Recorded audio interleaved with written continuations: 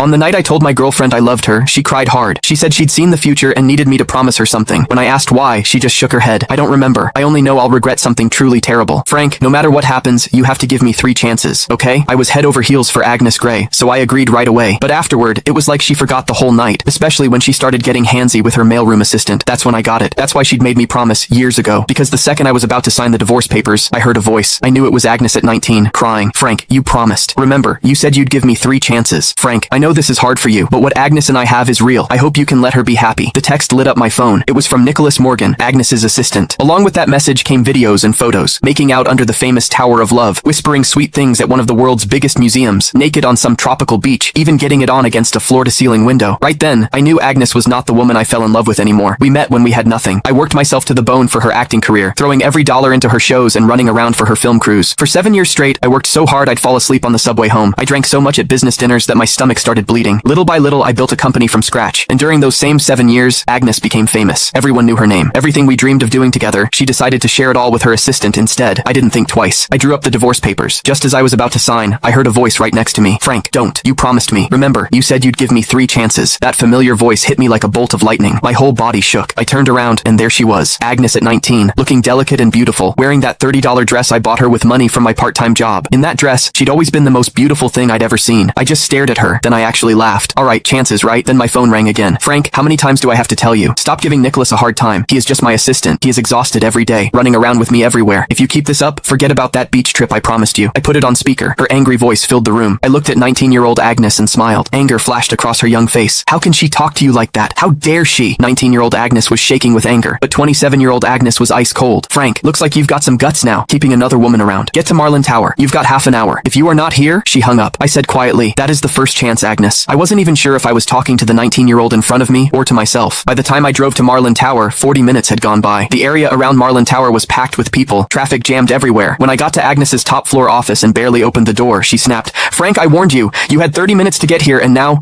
I cut her off, turned around, and flopped onto the couch like I didn't care. Nicholas was there too. He kept his head down, eyes all red, his right hand holding his left wrist. My attitude seemed to set Agnes off. She slammed her hand on the desk. Frank, what is with that attitude? You still won't admit you were wrong? But before I could say anything, Nicholas jumped in. It is nothing really, just a watch. Don't blame Frank. That just made Agnes angrier. But instead of yelling at him, she held back and softened her voice. How can you say it is nothing? He is so petty. He even tried to steal the birthday gift he gave you. Don't worry, I am not taking his side. Then she turned back to me, her voice sharp as a knife. Frank, I am giving you one last chance. Give Nicholas his watch back. I'd lost count of how many times this had happened. No matter how many times Nicholas set me up, no matter what I said, it never mattered. The woman who used to trust me completely now only doubted me. Couldn't be bothered to argue. I stood up, took off the old watch from my wrist. Click the link in my bio to get the full story for free.